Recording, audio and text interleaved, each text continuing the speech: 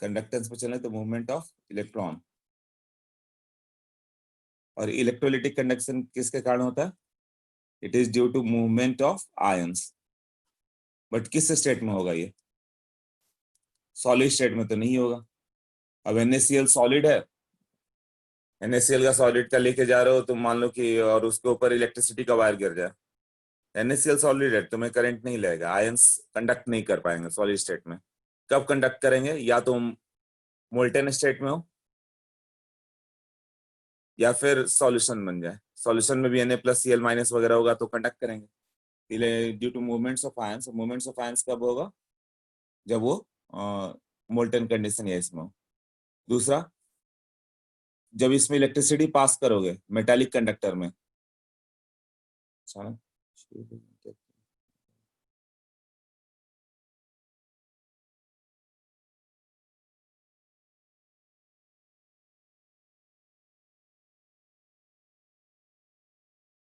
Okay, ये movement of electron था, this is due to movement of ions. इसमें electricity pass करते हो मेटालिक कंडक्टर में, तो कोई मैटर ट्रांसफर नहीं होता, इलेक्ट्रॉन ही इधर से उधर मूव करता है ना, और उसमें मेटल का ट्रांसफर होगा। इलेक्ट्रोलिटिक कंडक्टेंस में क्या होगा? Electrolytes will move. जैसे मोल्टेन NaCl ले लो तो Na+ डिपोजिट होगा, उधर Cl- डिपोजिट होगा, धीरे धीरे mass of the electrolyte will decrease. Matter पूरा ट्रांसफर हो रहा है ना, इसमें no matter transfer.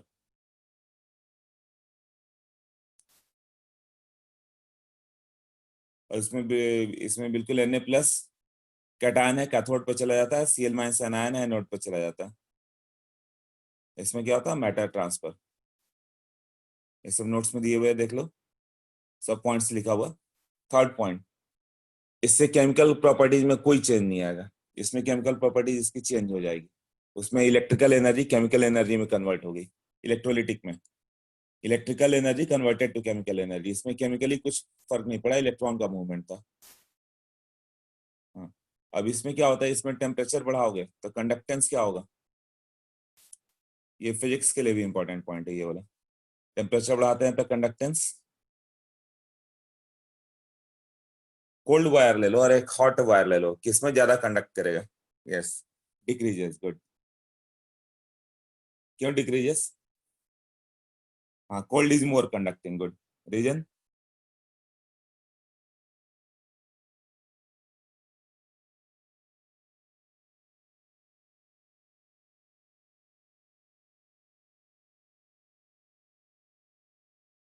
Thermal agitation. हाँ, थर्मल एजिटेशन के कारण कंडक्टेंस उतना नहीं होता। बट इसका क्या होगा? मोल्टेन स्टेट में है, उसको तुम जितना ज्यादा हाई टेम्परेचर दोगे उतना एक दूसरे के इलेक्ट्रोस्टैटिक अट्रैक्शन से फ्री होगा, उतना आराम से होगा ना। इसमें टेम्परेचर बढ़ाओगे तो कंडक्टेंस बढ़ जाएगा। ये तो हीट बेस्ड ही है ना। NaCl का बिल्कुल टेम्परेचर नहीं है तो कंडक्ट ही नहीं करेगा। जैसे जैसे टेम्परेचर बढ़ा रहे हो, लिक्विड बना, मोल्टेन स्टेट में आया, अब यू कंडक्ट करेगा। मोल्टेन के बाद और ज्यादा हीट करोगे तो Na+Cl- की एनर्जी बढ़ गई, तो इलेक्ट्रोस्टैटिक अट्रैक्शन ऑफ Cl- से वो हटेगा तो आराम से मूव कर सकता है कहीं भी। Okay. Electrical conductance third point एक छोड़ गया था ना, depends upon the nature and structure of metal. हाँ, इलेक्ट्रिकल कंडक्टेंस डिपेंड करेगा, तुमने सिल्वर लिया कि कॉपर लिया कि गोल्ड लिया, उसकी सबकी अपनी कंडक्टिविटी अलग होगी। वैलेंस इलेक्ट्रॉन कितने हैं उसके अकॉर्डिंग कंडक्टेंस अलग होगा। और इलेक्ट्रोलाइट का क्या होता है? डिपेंड करता है कि वो वीक इलेक्ट्रोलाइट है कि स्ट्रांग है। स्ट्रांग होगा तो कंडक्टेंस ज्यादा आएगा, क्योंकि 100% आयोनाइज हो रहा है। अब वीक ले लोगे, एसिटिक एसिड ले लोगे तो उतना आयोनाइज ही नहीं हुआ, 2-4% हुआ, तो कंडक्टेंस भी 2-4% ही आएगा। ओके। तो इलेक्ट्रोलिटिक क्या होता है? Strong electrolyte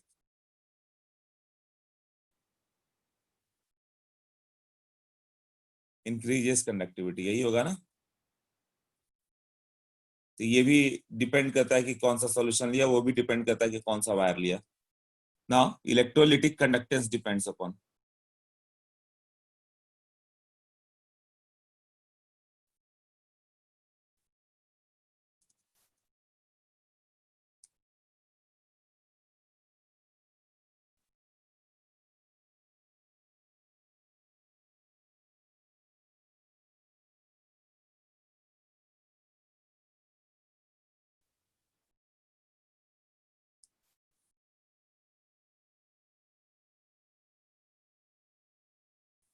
electrolytic conductance depends upon, किस चीज पे डिपेंड करेगा? पहला है सॉल्यूट सॉल्यूट इंट्रैक्शन। सॉल्यूट क्या हो गया? जैसे Na+Cl- हो गया, तो Na+Cl- में कितना अट्रैक्शन है?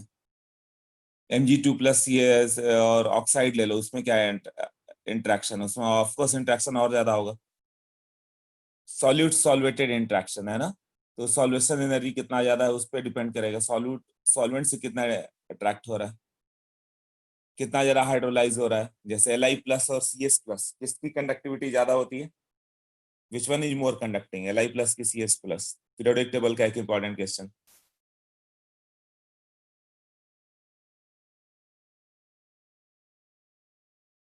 Cs+, Li+। ओके, सबका आंसर अलग हो रहा है, Li+, Cs+ ऐसे।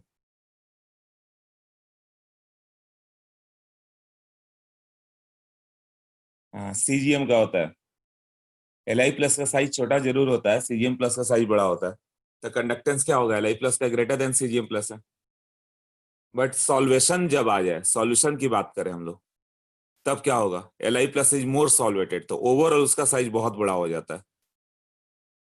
और Cs+ का साइज क्या रह जाता है? छोटा ही रह जाता है। तो Cs+ due to smaller size आराम से तुम्हारा मूव करेगा, यही होगा ना।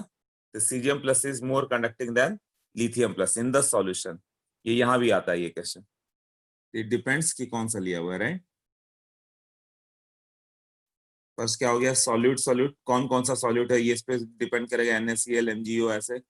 दूसरा सॉल्यूट सॉल्वेंट, सॉल्वेशन पे भी डिपेंड करेगा। सॉल्वेशन नहीं होगा तो Li+ is more conductive than Cs+। Solvent solvent interaction,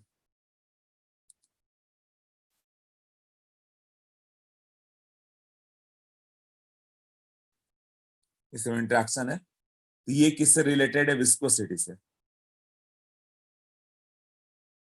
right. तो सॉल्वेंट सॉल्वेंट दो मॉलिक्यूल आपस में कैसे अटैच्ड है? तो it depends upon the viscosity, यही है ना।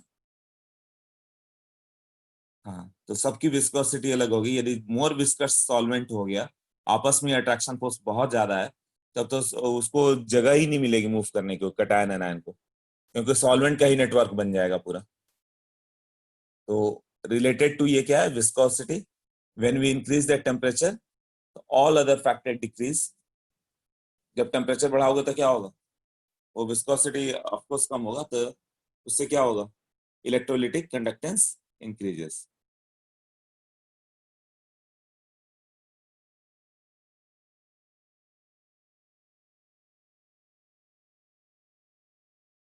देन कंडक्टेंस इंक्रीजेस, यही हुआ ना।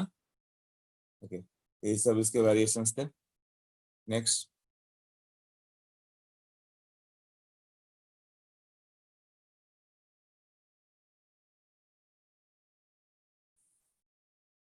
Electrolytic conductance. Electrolytic conductance, R equal to rho L/A। ये तो फिजिक्स में भी पढ़ा। R क्या था? रेजिस्टेंस। रो क्या था? ये भी याद है तुम लोगों को, स्पेसिफिक रेजिस्टेंस। स्पेसिफिक मतलब क्या होता है? विथ रेस्पेक्ट टू यूनिट ना। और इसको एक और टर्म है रेजिस्टिविटी। यूनिट क्या होगा?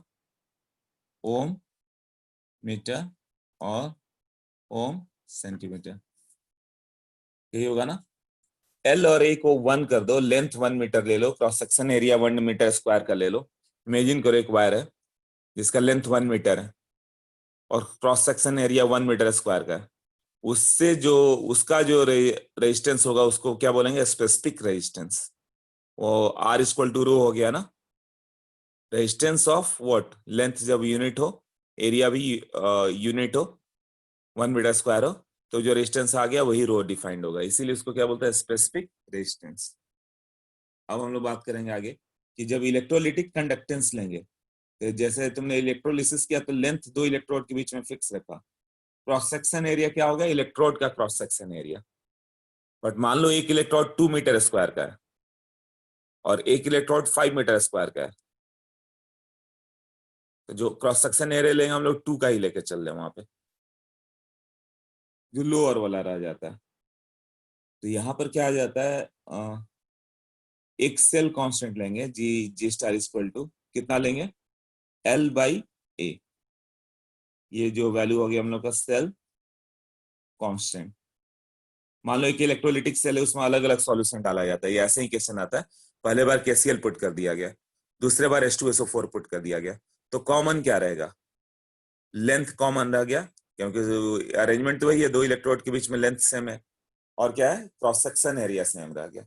लेंथ और एज सेम रह गया, तो वो सेल कांस्टेंट, मतलब it depends upon the cell कैसा था, वो इलेक्ट्रोलिटिक सेल जिसमें इलेक्ट्रोलिसिस कर रहे हो, ये उसका कांस्टेंट है ना, कि L क्या है, A क्या है, राइट। तो इसको हम लोग क्या बोलेंगे, सेल कांस्टेंट, उसका वैल्यू कितना होगा, L/A। क्लियर हुआ। हाँ, इसका यूनिट क्या होगा, मीटर इनवर्स और सेंटीमीटर स्क्वायर। क्यों सेल कांस्टेंट, क्या ये तुम्हारे अरेंजमेंट पे डिपेंड है, सॉल्यूशन वगैरह से कोई मतलब नहीं है। तुमने दो इलेक्ट्रोड के बीच में कितना लेंथ रखा है, मान लो 2 मीटर का लेंथ रखा, क्रॉस सेक्शन एरिया क्या रखा, वो भी तुम्हारे ऊपर है, it depends upon the cell क्या था। ओके, सो इसको उल्टा कर दे, अपोजिट कर दोगे, तो 1/R इक्वल टू 1/ρ इंटू, यहाँ A/L हो गया, हाँ 1/ρ को लिख सकते हैं 1/R इंटू L/A अगेन, और 1/ρ हम लोग का K हो गया, K is kappa, KAPPA kappa, और 1/R को हम लोग लिखेंगे G, रेजिस्टेंस का उल्टा क्या करेंगे, कंडक्टेंस, और L/A क्या था, G स्टार, तो kappa equal to G into G star. अब इसका फॉर्मूला का बहुत यूज होगा, बहुत सिंपल सिंपल है, बट फॉर्मूला लर्न होना चाहिए।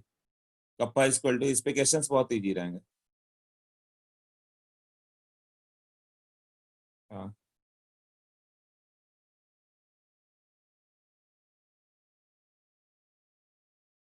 राइट, इसका नेम कप्पा करके हो गया के का value G into G star. G क्या हो गया बताओ, के क्या हो गया,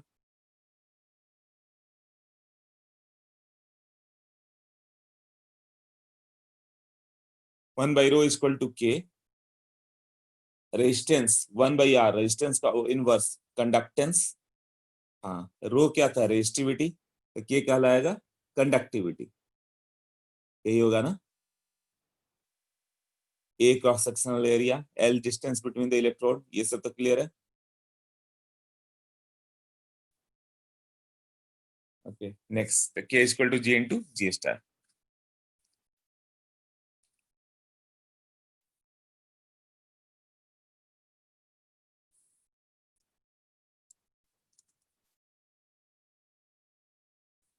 फॉर्मूला याद है तो सब हो जाता है इसमें। अब के का वैल्यू क्या था, 1/ρ, ये क्या हो गया, कंडक्टिविटी, रेजिस्टिविटी का उल्टा है ना, कंडक्टिविटी ऑफ सॉल्यूशन, और जैसे हमारे स्पेसिफिक रेजिस्टेंस था, यहाँ स्पेसिफिक कंडक्टेंस, या तो जैसे रेजिस्टेंस या स्पेसिफिक रेजिस्टेंस या रेजिस्टिविटी बोलते हैं, उसी तरह यहाँ पर भी क्या ले बोलेंगे इसे, स्पेसिफिक कंडक्टेंस और कंडक्टिविटी, यही हुआ ना। नेक्स्ट के इक्वल टू 1/ρ हो गया। अब जी का वैल्यू क्या था, 1/R, और इसका यूनिट भी देखना था। ओके, इसका यूनिट क्या होगा, यूनिट ऑफ के इक्वल टू 1/ρ है, रो का यूनिट क्या आया था, R इक्वल टू ρL/A था ना, तो रो का यूनिट आया था ओम, ये क्या था, ओम मीटर या ओम सेंटीमीटर, मतलब ये क्या हो जाएगा, हाँ, इसको ऐसे लिख सकते हो, ओम इनवर्स हो गया, मीटर इनवर्स हो गया, और ओम इनवर्स को MHO भी लिखते हो, OHM, उसका उल्टा MHO पर मीटर ऐसा आएगा, और सेंट पर सेंटीमीटर भी चलेगा, उसको S पर सेंटीमीटर भी बोलेंगे, S फॉर ओम इनवर्स को S भी बोलते हैं, साइमन। ये हो गया साइमन पर सेंटीमीटर, ये के का यूनिट हो जाएगा। ओम इनवर्स मीटर पर मीटर है ना, या MHO ओम इनवर्स को, और या साइमन पर सेंटीमीटर। तो जी का वैल्यू क्या हो गया, 1/r था, तो इसका यूनिट क्या हो गया फिर, इसका ये था क्या, कंडक्टेंस ना, कंडक्टेंस ऑफ सॉल्यूशन। ये क्या होगा, इन ओम इनवर्स और MHO, और यही ओम इनवर्स को ही साइमन बोल रहे थे ना। चलो तो फॉर्मूला करना है, और ये सब क्लियर हो गया ना, किसका क्या नेम था, यूनिट क्या था, के क्या था, जी क्या था। ना अब इसको फर्दर इलेबोरेट करते हैं, कंडक्टिविटी को।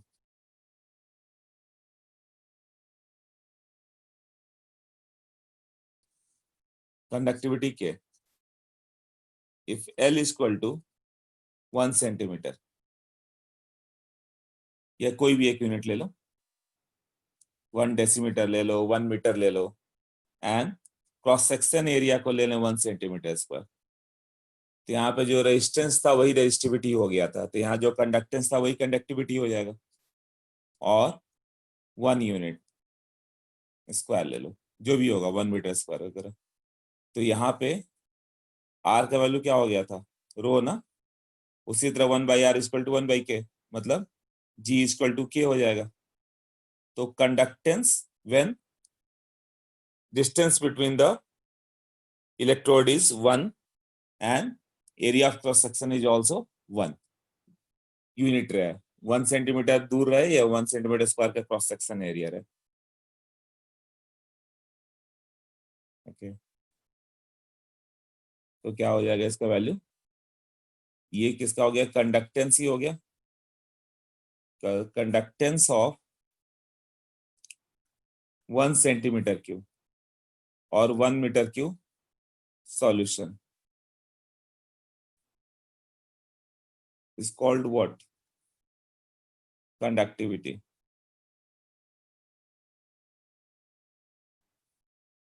तो उसमें होना कैसे चाहिए, 1 सेंटीमीटर इन लेंथ, ये 1 सेंटीमीटर ले लो, ये 1 सेंटीमीटर का क्रॉस सेक्शन एरिया ले लो, डिस्टेंस भी यहां से कितना ले लेंगे हम लोग, 1 ही लो।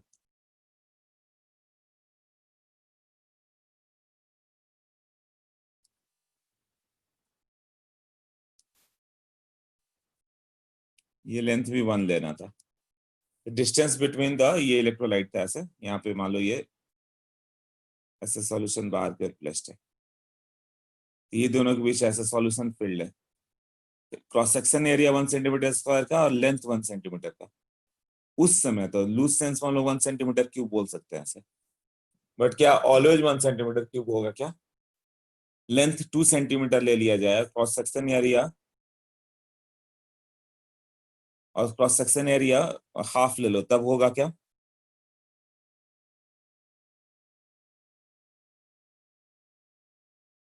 ऐसे लिख सकते हैं क्या, मतलब कि लेंथ लिख लो तुम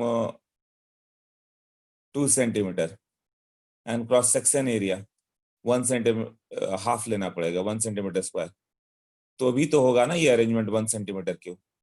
तो क्या आर इक्वल टू, या जी की बात करें तो जी इक्वल टू के होगा क्या,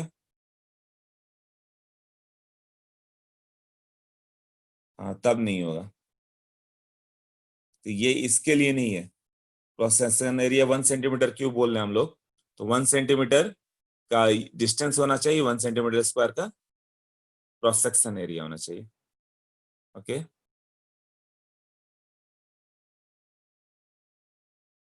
नेक्स्ट स्लाइड से हॉरिजॉन्टली लैंडस्केप लिख सकते हो, क्यों, क्या हो गया प्रणव,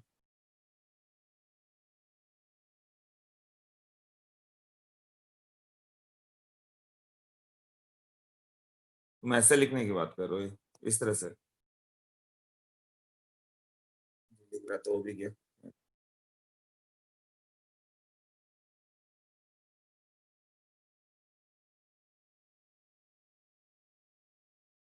नोट्स में सब लिखा हुआ है, देखते जाओ, बस विजुअल होना चाहिए कैसे करना है।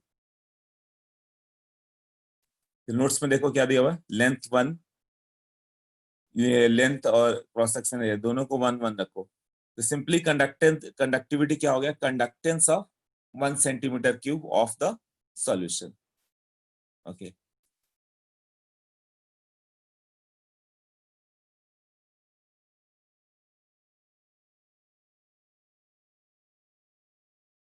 तो मतलब वो पीसी में लैंडस्केप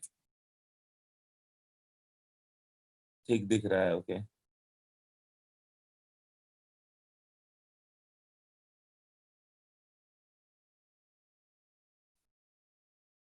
अच्छा पीसी में देखने में वही ठीक दिखता है, ऐसा है क्या?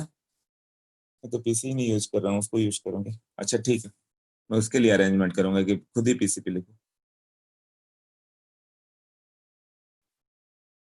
ओके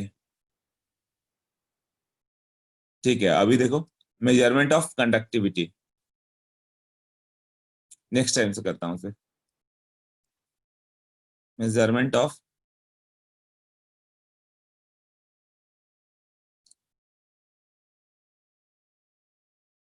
अच्छा बट बाकी लोग ऐसे ही comfortable, no need to write in the portrait. Okay, PC में भी ठीक दिखता है। Okay, no problem. ओके, हाँ तो ठीक है, रहने दो ऐसे। ओके, मेजरमेंट ऑफ कंडक्टिविटी कैसे मेजर करें, एंड कंडक्टेंस, जैसे रेजिस्टिविटी और रेजिस्टेंस मेजर करते हो उसी का तो अपोजिट करना है, वो तो मेटालिक का पढ़ते हो। यहाँ पे हम लोग इसको कैसे करें, ये हो चुका है क्या तुम लोग का, electricity, Wheatstone bridge, Wheatstone bridge हुआ था R1। हाँ तो ठीक है, उसका यूज आता है फिर।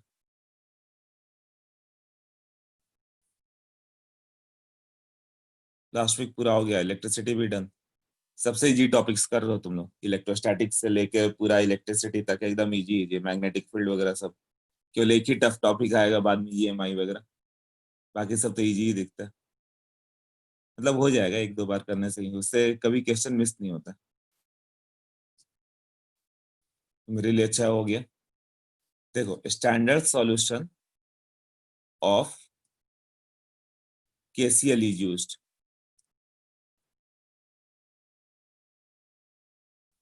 अब इसका के ऑलरेडी नोन है, ये हम लोग का एक स्टैंडर्ड सॉल्यूशन हो गया जिसका नोन है के। अब दूसरे का जिसका निकालना है ना। अब इसमें हम लोग क्या लिखते हैं, इसको जब करना होगा तो AC इज यूज्ड। इलेक्ट्रोलिसिस के लिए DC यूज करते हैं, बट यहाँ जब मेजरमेंट करना होगा तो अल्टरनेटिंग करंट जो वीटस्टोन ब्रिज पढ़ लो, AC इज यूज्ड। DC क्या कर रहा है, चेंज कर दे रहा है composition of the solution, electrolysis से स्टार्ट कर देगा। और अल्टरनेटिंग करंट से इलेक्ट्रोलिसिस नहीं हो सकता। कैटायन 1 सेकंड में कैथोड की ओर जाएगा, अगले बार कैथोड कोई और बन गया, एनोड कैथोड बन गया, ऐसे हो जाता है ना। इलेक्ट्रोलिसिस कभी अल्टरनेटिंग करंट से नहीं कर सकते, वो टर्मिनली चेंज होते हैं। AC यूज करेंगे कि इलेक्ट्रोलिसिस ना हो उसका। अब ये किस पे बेस्ड है, लिखा हुआ व्हीटस्टोन ब्रिज प्रिंसिपल पे। तो उसमें क्या होता था, देखो वो फिगर याद होगा तुम्हें, R1/R2 इक्वल टू, उस तरह से था ना। मतलब ऐसा हम लोग ने किया कि सेटिंग ऐसा किया, KCl सॉल्यूशन डाल दिया वहां पे, देखो दिया हुआ R2 था, R3 था, बीच में KCl का सॉल्यूशन डाल दिया, ऐसी सोच डाल दिया। यहाँ पे व्हीटस्टोन ब्रिज यूज करो।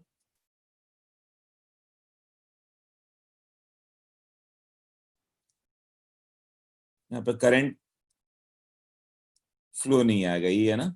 और ये जो हो गया यहाँ पे, इसको इलेक्ट्रोलिसिस के लिए यूज करेंगे। जिस सॉल्यूशन का चाहिए उस सॉल्यूशन को यहाँ कनेक्ट करो।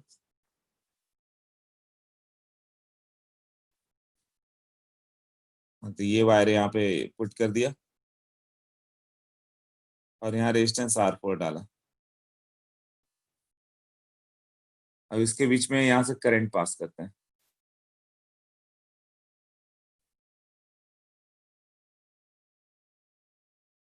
अब यहाँ पे इलेक्ट्रोड या ये स्टैंडर्ड वाला था हम लोग का, ये केसीएल सॉल्यूशन वाला। तो इसका हम लोग का वैल्यू नोन है, इसका के का वैल्यू नोन है, conductivity conductivity of the solution known है, केसीएल सॉल्यूशन है। अब क्या होगा, व्हीटस्टोन ब्रिज में मान लो बीच से करंट पास नहीं कर रहा है, ऐसे इसको हम लोग ने फिक्स किया है, R2 R3 R4 ऐसा हो गया। तो ये R solution by R4, R solution by R2 एक ही बात होगा, इधर से लिखो बाई व्हाट, ये R4 बाई R3। यहाँ से R सॉल्यूशन हम लोग का मिल जाएगा। ये क्या होगा, तो G सॉल्यूशन आ जाएगा, एक बार रेजिस्टेंस आ गया तो G भी आ जाएगा, राइट। तो उससे G स्टार हम लोग का आ जाता है, क्योंकि K नोन है। यहाँ से एक बार R सॉल्यूशन आ गया, रेजिस्टेंस क्या होगा, तो G इक्वल टू क्या था, G सॉल्यूशन 1/R, और K का वैल्यू कितना होता है, G इंटू G स्टार। तो K नोन है, G सॉल्यूशन नोन हो गया, तो G star is calculated. Experimentally कैसे मेजर करेंगे, यही हुआ ना। अब जो भी एक, मान लो कि G और G स्टार तुमने मेजर किया है, तो फिर K आ जाएगा वहां से, तो कप्पा तुम फाइंड कर सकते हो। R2/R3 एक ही बात है ना, R2/R3 equal to R solution by R4 लिखो, इधर कर दो, क्या फर्क पड़ता है। R2/R3, इसको इधर ले जाए, तुम बोले इसको इधर लेके लिखना चाहिए, लिख दो वैसे।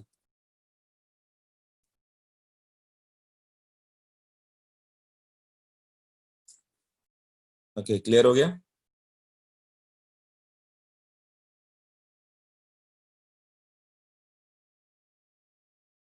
हाँ, इससे हम लोग का क्या होता है, आर का वैल्यू मालूम चल जाएगा, रेजिस्टेंस मालूम चल गया व्हीटस्टोन ब्रिज से, तो रेजिस्टेंस आ गया तो कंडक्टेंस आ गया, जी का वैल्यू आ गया, जी आ गया। तो मान लो कि सेल कांस्टेंट चाहिए, जी स्टार चाहिए, तो के नोन है, जी नोन है, तो जी स्टार आ जाएगा। या सेल कांस्टेंट नोन है, कोई दो नोन है, थर्ड बता सकते थे फिर। ओके, इतना तक क्लियर हो गया। कंडक्टिविटी क्या है, 1 सेंटीमीटर क्यूब सॉल्यूशन का कंडक्टेंस क्या हो गया, दैट इज कॉल्ड कंडक्टिविटी।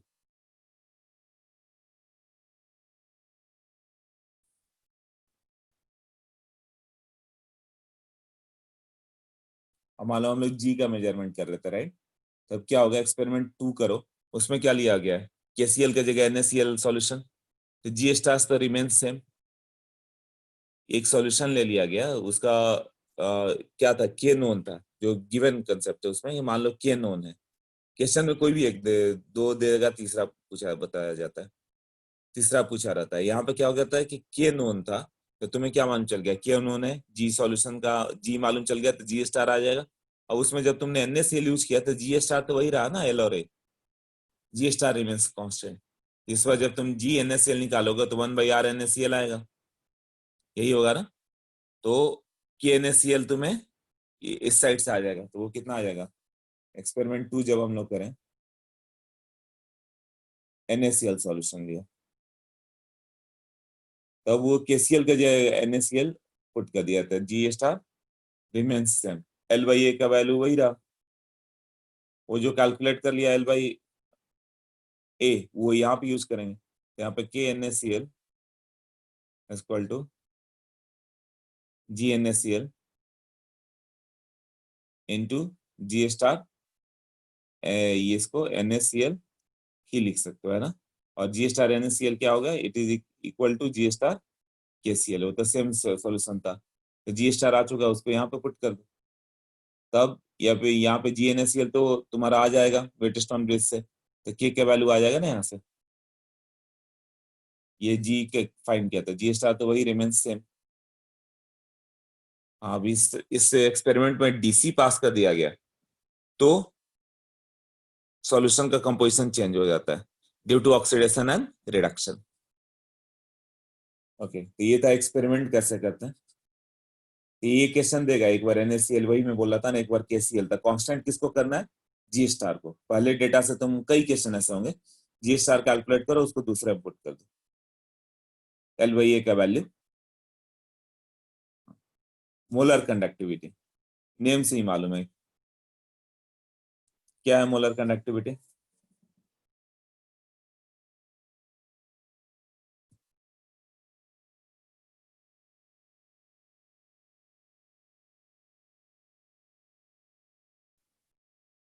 हाँ, तो it is conductivity of 1 mole of the solution, यही है ना, conductivity of 1 mole of the solution. देखो तो क्या दिया हुआ, conducting power of all ions furnished by 1 mole of electrolyte present in the solution of specific concentration। मतलब specific concentration रहना चाहिए।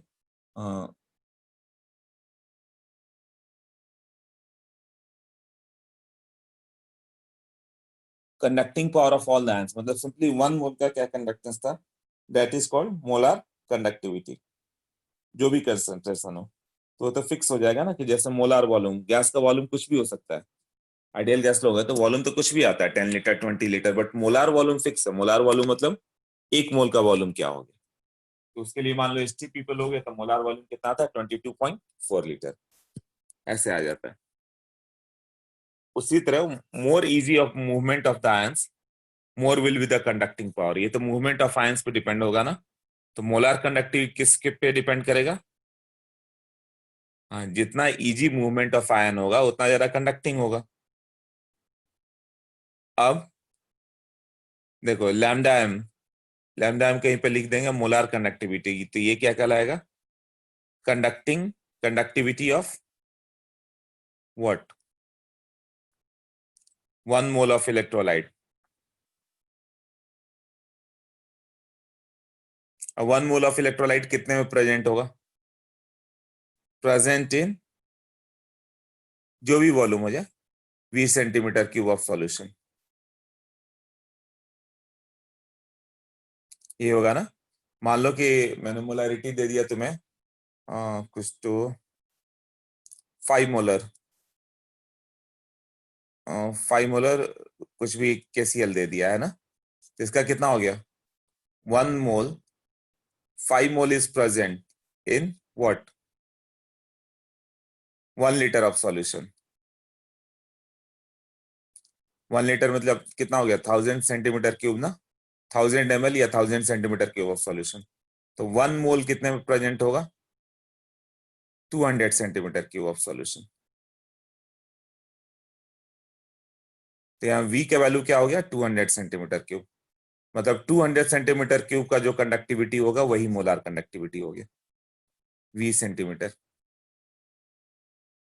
1 मोल कितने में प्रेजेंट है यहाँ पे, 1 लीटर में तो 5 मोल है ना, तो 1 मोल तो 200 सेंटीमीटर क्यूब में प्रेजेंट है ना, तो 200 सेंटीमीटर क्यूब सॉल्यूशन का जो कंडक्टिविटी हो गया that is called molar conductivity. तो मान लो कि मोलार कंडक्टिविटी नोन है, लैम्डा एम का वैल्यू नोन है, तो कंडक्टेंस कैसे आएगा। 1 लीटर सॉल्यूशन ले लेते तो क्या होता, तो उसके लिए करते हैं क्या है, देखो लैम्डा को हम लोग क्या लिख सकते हैं, लैम्डा एम के वैल्यू को K/V। क्यों ऐसा लिख सकते हैं, के कप्पा था, कप्पा मतलब क्या था, conductivity of 1 centimetre cube of the solution. ये 1 सेंटीमीटर क्यूब का सॉल्यूशन है, और हम लोग को क्या किसका चाहिए, 200 सेंटीमीटर क्यूब का क्या है, तो लैम्डा क्या होगा, मल्टीप्लाई हो जाएगा ना, के 1 सेंटीमीटर क्यूब का कंडक्टिविटी है, कुछ डेटा नोन होगा कि 1 सेंटीमीटर क्यूब का कंडक्टिविटी 5 है, तो तुम्हें मोलार कंडक्टिविटी चाहिए था कि 1 मोल की कंडक्टिविटी क्या होगा इस सॉल्यूशन के लिए। तो इस सॉल्यूशन का 1 मोल लोगे तो कितने वॉल्यूम में है, 200 सेंटीमीटर क्यूब में है ना, तो ऐसा ऐसा 200 सेंटीमीटर क्यूब इमेजिन करो, एक ऐसा लेंथ रख दो जिसके बीच में क्या रखे 1 सेंटीमीटर रख दो, और यहाँ पे जो क्रॉस सेक्शन एरिया ले लो, ऐसा कितना क्यूब लेना पड़ेगा हम लोग को?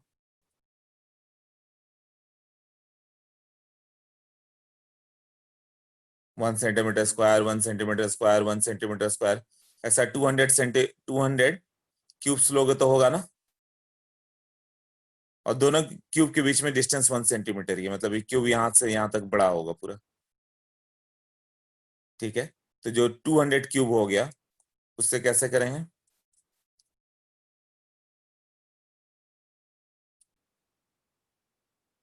ऐसे ये 1 सेंटीमीटर लिया था, तो ये कितना हो गया? लेंथ 1 सेंटीमीटर का था, 1 सेंटीमीटर स्क्वायर था। ऐसा ही और यहाँ पे क्यूब लेते जाओ साथ में बहुत सारे, तो ये क्या हो गया? लेंथ तो 1 सेंटीमीटर ही रखा, बट ऐसा 1 centimetre square, 1 centimetre square, 1 centimetre square, ऐसा कितना लेना पड़ा? 200 क्यूब्स ना। और दोनों के बीच लेंथ 1 सेंटीमीटर का ही था। तो अब कंडक्टिविटी क्या होगी? एक की कंडक्टिविटी नोन है, इधर से इधर से इधर से, तब तो इस सीरीज में हो गया ना, सब मिलकर कंडक्ट करेंगे, तो ओवरऑल क्या होगा? एडिटिव हो जाता ना, एक का नोन है, तो ऐसा ऐसा 200 क्यूब्स है, तो सब मिलकर कंडक्ट करेंगे, तो ओवरऑल एडिशन चला जाता ना। जैसे रेजिस्टेंस इन द सीरीज हो जाए, parallel, sorry, resistance in the parallel हो जाए, तो क्या था? 1/r1 plus 1/r2 plus 1/r3, ऐसे था ना। तो 1/r क्या था? कंडक्टेंस था ना, जी। G=G1 + G2 + G3, इस तरह से एडिटिव होगा ना। तो यहां पर भी हम लोगों ने इसीलिए मल्टीप्लाइड बाई वी किया। जैसे 5 मोलर केसीएल का पूछा जाए कि मोलर कंडक्टिविटी क्या है, के दिया हुआ है, कप्पा दिया हुआ है, मतलब 1 सेंटीमीटर क्यूब का कंडक्टिविटी दिया हुआ है, तो तुम्हें कितने का लेना है? 200 सेंटीमीटर क्यूब का ना। वही तुम्हें 2 मोलर सॉल्यूशन रहता है, 2 मोलर NaCl, तो लैम्डा एम कितना लिखते हैं? के इनटू, मतलब 1 सेंटीमीटर क्यूब का ये कंडक्टिविटी है, तो यहाँ पे क्या लिखते हैं ये डेटा हम लोग?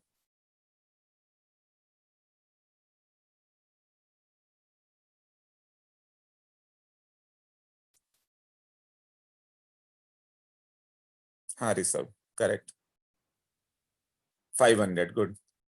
क्योंकि हम लोग को तो 1 मोल का कंडक्टेंस चाहिए ना, 1 मोल, तो NaCl का 2 मोल कितने में? 1000 ml में, तो 1 मोल तो 500 ml में ही है ना, मतलब 500 सेंटीमीटर क्यूब में, और 1 सेंटीमीटर क्यूब का मालूम है, तो इंटू वॉट? 500 सेंटीमीटर क्यूब ना, मतलब इट इज सिंपली वॉट, इसको क्या लिख देते हैं? 500। तो 500 आ कैसा रहा? 1000/मोलारिटी। तो ये एक फॉर्मूला हम लोग का, लैम्डा इज इक्वल टू के इंटू 1000/मोलारिटी, 1000/2, तो वो आ जाएगा 500। तो ये फॉर्मूला बेस्ट ही रहता है। ये क्लियर हो गया कैसे हुआ मोलार कंडक्टिविटी?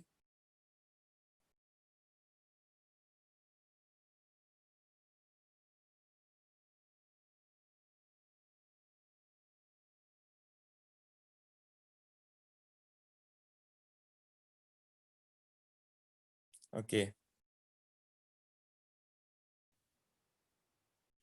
तो लैम्डा एम का जो वैल्यू हो गया के इंटू वी, इससे मोलार कंडक्टिविटी आ जाएगा, एम फॉर मोलार। और के सिंपली क्या था? Conductivity, lambda m molar conductivity, v हो गया वो वॉल्यूम जिसपे 1 मोल रहता है, ये है ना। अब सी का वैल्यू हो गया number of moles of solute by what? V solution. Moles of solute 1 है, तो ये कितना हो जाएगा? वी सॉल्यूशन आ जाएगा, राइट। तो लैम्डा एम का वैल्यू कितना हो गया? 1 मोल कितने में होगा, यही है ना। तो ये आ जाएगा के,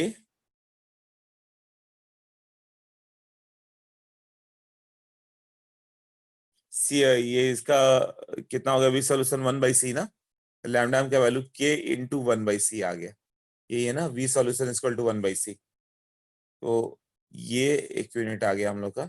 ये यूनिट कब काम करेगा? जब सेंटीमीटर यूनिट दिया हो रहा है, राइट। तो ये कितना हो जाएगा? साइमन पर सेंटीमीटर, ये मोल पर सेंटीमीटर क्यूब।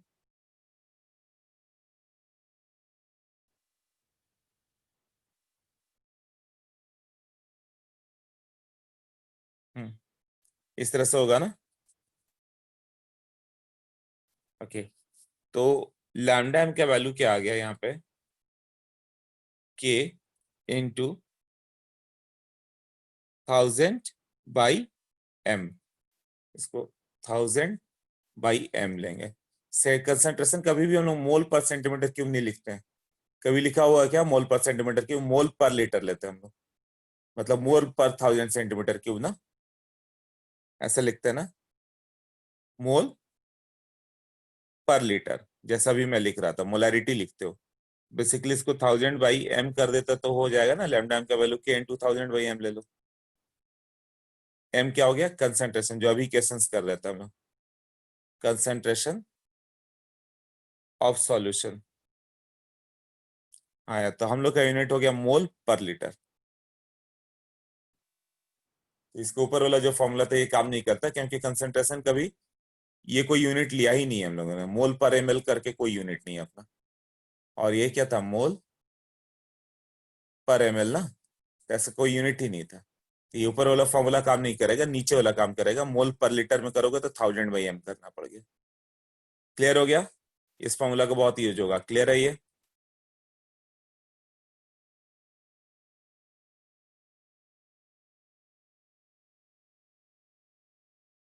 हाँ, ये 500 कैसे आया, यही था ना जो तुम पूछ रहे हो, के इंटू मान लो कि जैसे अभी मैंने बोला 2 ml 2 मोलर KCl है, तो लैम्डा एम कितना हो जाएगा, के इंटू 1000/2। ये आए ही क्यों, ये conductivity of what, 1 centimetre cube of solution. 1 centimetre cube का कंडक्टिविटी क्या था, और ये क्या है, सेंटीमीटर क्यूब, इसका कंडक्टेंस क्या होगा वही बताना होगा ना। 1 मोल कितने में रहेगा इसका, हाँ, 1 मोल इन 500 सेंटीमीटर क्यूब ना, 1 मोल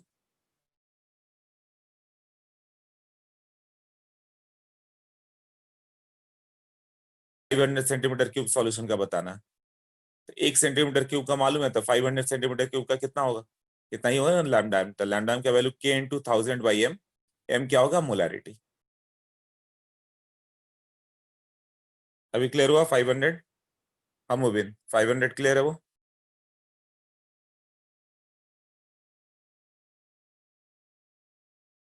ओके, ये क्वेश्चन इस पे भी डायरेक्ट फॉर्मूला बेस्ड ही रहेंगे ये सब। नेक्स्ट देखो, अब एक और यूनिट जो कि नहीं आएगा, उसका क्या आता है, मोल पर मीटर क्यूब कर दे तो क्या करेंगे, कभी भी ऐसा यूनिट पढ़ा ही नहीं होगा मोल पर मीटर क्यूब, बट वो आ जाए तो लैम्डा एम का वैल्यू कितना हो जाएगा, के इंटू कितना आया था ये, वी ना, और वी का वैल्यू कितना कर दिया, 1/c ना, तो k/c आ जाएगा लैम्डा मोलर। तो ये तब जब ऐसा यूनिट हो जाए तो भी काम करेगा, ये होगा ना, मतलब मोल पर मीटर क्यूब ऐसा यूनिट, और इसका ऐसा यूनिट क्या होगा, मीटर में ही लोगे ना, साइमन पर मीटर, और तब ये किसका होगा, 7 मीटर स्क्वायर पर मोल, यही होगा ना, 1 मोल का कितना था। क्लियर हुआ, तो कभी भी यूनिट मोल पर मीटर क्यूब में रहता नहीं है, ये सेंटीमीटर के टर्म में भी मैटर करता है, अब दोनों सब सेंटीमीटर हो जाए, साइमन पर सेंटीमीटर, साइमन मोल पर सेंटीमीटर क्यूब, या फिर यहाँ भी सब ऑल सीजीएस या ऑल एसआई यूनिट काम कर जाएगा। बट हम लोग का जो यूनिट है वो क्या है, मोल पर लीटर है, तो उसके लिए इससे पहले वाला फॉर्मूला काम करेगा, तो वही मेन फॉर्मूला हम लोग के लिए, लैम्डा इज इक्वल टू के इंटू 1000/m, उसी से सारे क्वेश्चन होंगे।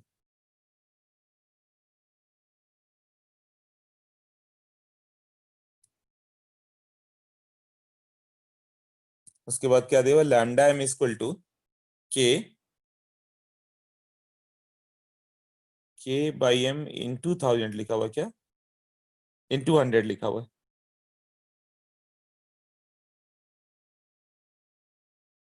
ये क्यों, ये कोई और यूनिट में करना चाहता था क्या, वेट, लैम्डा एम का वैल्यू क्या हो गया, k/m इंटू 100, 100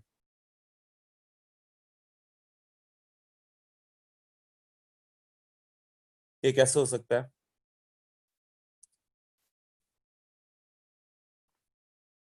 यूनिट तो कुछ दिया हुआ नहीं है। ओके,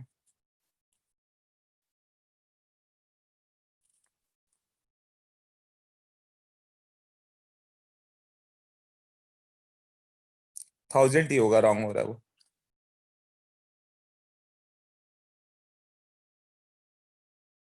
वो मोल पर मीटर क्यूब है ना, तो उसको मोल पर सेंटीमीटर पर लीटर करना चाहें तो 1000 से मल्टीप्लाई कर दें, तो लैम्डा एम आ जाएगा के।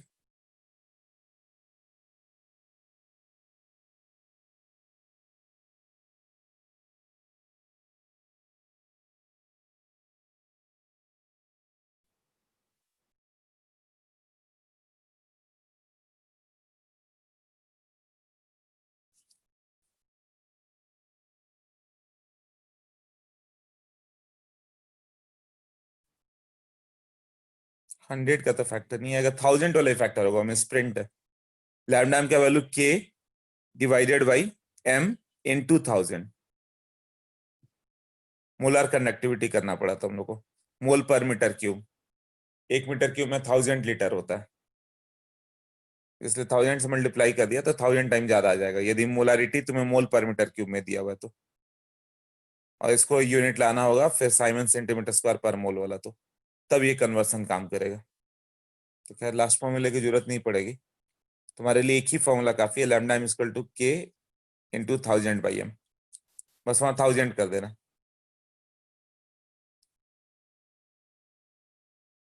नेक्स्ट पेज पे जाओ तो इक्विवेलेंट कंडक्टिविटी है, जैसे मोलर कंडक्टिविटी वैसे इक्विवेलेंट कंडक्टिविटी, एग्जैक्टली सेम। वहां क्या था, कंडक्टेंस ऑफ 1 मोल था, यहाँ क्या होगा, conductance of 1 equivalent. Same condition.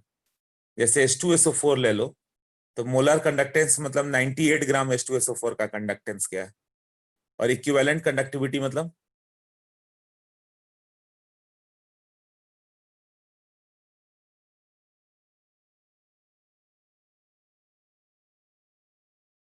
क्या होगा, 49 ग्राम ना। H2SO4 का कितना होता है इक्विवेलेंट मास, 49 ग्राम। तो 49 ग्राम H2SO4 का क्या कंडक्टिविटी है, उसको इक्विवेलेंट कंडक्टिविटी बोलेंगे। तो ये क्या हो गया, conductivity of 1 gram equivalent of electrolyte, मतलब 49 ग्राम इसका ले लोगे H2SO4 का। एल्यूमिनियम 3+ रहता तो 9 ग्राम एल्यूमिनियम का क्या होगा, यही है ना। जबकि मोलर कंडक्टिविटी के लिए 27 ग्राम Al3+ का क्या होगा, भाई 1 equivalent of electrolyte present in what, V centimetre cube of solution. एक इक्विवेलेंट का, जैसे कि मैंने दे दिया कुछ डेटा, कुछ 2 नॉर्मल H2SO4 दे दिया। 2 नॉर्मल मतलब क्या हो गया, 2 gram equivalent in what, 1000 ml। तो 1 ग्राम इक्विवेलेंट कितने में होगा, 500 ml। तो तुम्हें इसका कंडक्टिविटी ऑफ व्हाट, 500 ml चाहिए ना। हाँ, 500 ml का क्या होगा, तो 1 ml की कंडक्टिविटी हम लोग को मालूम है, उसको के बोलते हो, है ना। तो लैम्डा इक्विवेलेंट कितना हो जाता है फिर, के इंटू व्हाट, 500 ना। इससे आता ना ये, मतलब ये है conductivity of 1 centimetre cube, conductivity of 1 centimetre cube. और ये हो गया ये क्या हो गया, वॉल्यूम ऑफ द सॉल्यूशन, जिसमें 1 इक्विवेलेंट है। एक इक्विवेलेंट के कंडक्टिविटी चाहिए थे, तो एक इक्विवेलेंट कितने वॉल्यूम में, same question, everything same, 500 ml में, मतलब 500 सेंटीमीटर क्यूब है, तो 500 सेंटीमीटर क्यूब की क्या कंडक्टिविटी होगी, तो 1 की मालूम है तो 5 की क्या होगी, तो यहाँ भी सेम फॉर्मूला सब होगा। तो यहाँ के लिए भी के इंटू 1000/n से अपना काम हो जाता है। हाँ, बट ये सारा जो कि इसी डेटा को यूज करना पड़ेगा हम लोग को फॉर्मूला के लिए। बट सब मीटर क्यूब या सब सेंटीमीटर क्यूब में हो जाए, जो कि डेटा हम लोग अनलाइकली टू बी देयर, कभी ऐसा आता नहीं था, k/n आ जाएगा। तो वही आया था ना लैम्डा इक्विवेलेंट, जैसे मोलर कितना आ गया था वहां, k/c आ गया था, यही था ना। तो यहाँ पे k/c। ओके, ये क्लियर हो गया मोलार कंडक्टिविटी और इक्विवेलेंट कंडक्टिविटी।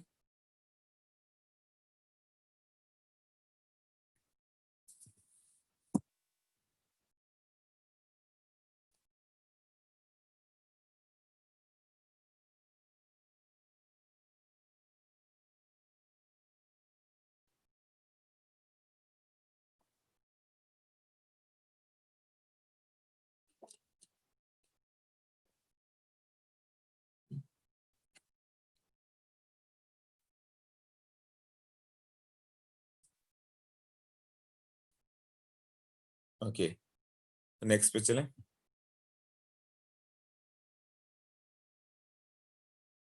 हाँ, अब वो सब डेटा नॉर्मलिटी मोलैरिटी क्या था, तो नॉर्मलिटी तो याद होगा, मोलैरिटी इनटू एन फैक्टर ऐसा आया था।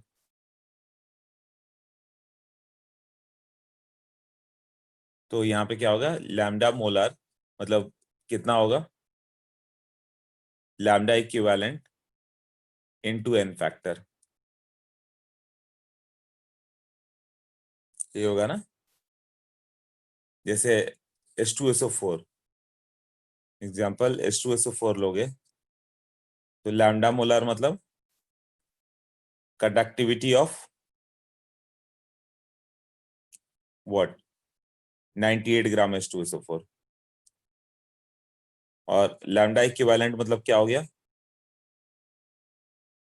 कंडक्टिविटी ऑफ 49 ग्राम H2SO4, क्योंकि इक्विवेलेंट मास ऑफ H2SO4 जो होता है 98/2 होता है। तो दोनों में क्या रिलेशन होगा, कौन सा ज्यादा होगा, लैम्डा एम के लैम्डा इक्विवेलेंट। लैम्डा इक्विवेलेंट कम हुआ ना, 49 ग्राम का कंडक्टिविटी, और वो 98 ग्राम का कंडक्टिविटी है। तो दोनों में रिलेशन क्या है, लैम्डा इक्विवेलेंट, लैम्डा मोलर कितना होगा, जितना लैम्डा इक्विवेलेंट है इनटू उसका एन फैक्टर 2 है ना। ये 49 ग्राम का कंडक्टिविटी इनटू 2 कर दोगे तो 98 ग्राम का कंडक्टिविटी आ गया, वही लैम्डा एम था। ओके, एन फैक्टर आता कैसे हो, याद है ना सबको, एन फैक्टर ऑफ इलेक्ट्रोलाइट, कौन कौन सा इलेक्ट्रोलाइट ले लिया, जैसे HCl हो गया, ये 1,1 टाइप है, K2SO4 इसको 2,1 टाइप लिख रहे हैं हम लोग।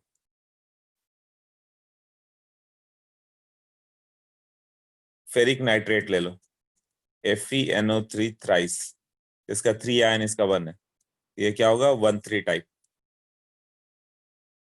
ये क्या था, 2, और सल्फेट क्या था, 1 था ना।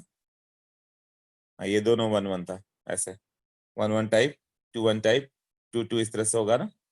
ओके, तो इलेक्ट्रोलाइट का एन फैक्टर क्या होगा, जब HCl KNO3 KCl वगैरह हो जिसपे चार्ज 1 रहे, और एक हो गया जिसपे चार्ज 2 होगा, और एक होगा जिसपे चार्ज 3 रहे। ये डायरेक्टली प्रोपोर्शनल टू चार्ज था ना, चार्ज ऑन कैटायन और चार्ज ऑन एनायन, तो वही एन फैक्टर हो जाता था। तो क्या हो जाएगा तुम्हारा, HCl KCl ये सब का एन फैक्टर 1, और जिसपे चार्ज 2 हो जाए, K2SO4 FeNO3 twice, charge present on cation +2 या चार्ज प्रेजेंट ऑन एनायन -2 तो वही चार्ज था ना, कैटायन या एनायन कोई एक ले लो, ये है ना, AlCl3 FeNO3 थ्राइस, इसका एन फैक्टर कितना